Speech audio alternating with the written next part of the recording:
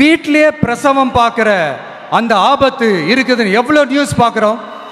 இதெல்லாம் எந்த கணக்கில் சேர்த்துக்கிறது?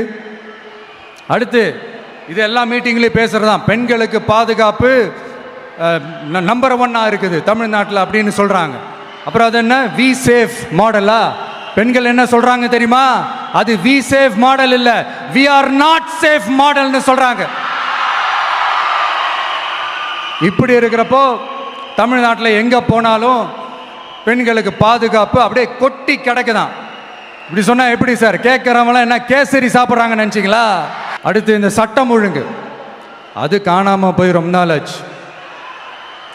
இவன் வேற, இந்த விஜய் வேற, எங்கே போனாலும் இந்த மக்கள்கிட்ட இந்த சட்டம் ஒழுங்கை பற்றி பேசி ஞாபகப்படுத்திக்கிட்டே இருக்கான்னு முதல்வர் அவர்கள் அவங்க கூட இருக்கிறவங்க கிட்டலாம் சங்கடப்பட்டாராம்.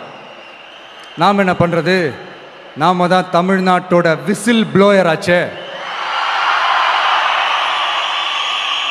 நாம் எப்படி சைலண்டாக இருக்க முடியும்? நாமளும் கேள்வியாக கேட்குறோம், ஆனால் பதிலெலாம் வந்த மாதிரியே தெரியல. இருந்தால் தானே வர்றதுக்கு, வச்சுக்கிட்டா வஞ்சனை பண்ணுறாரு. 5 வருஷமாக பதிலே சொல்லாமல் அப்படியே கடந்து வந்துட்டார். ஆனால் இனிமேல் அப்படிலாம் இருக்க முடியாது, பதில் சொல்லி ஆகணும்.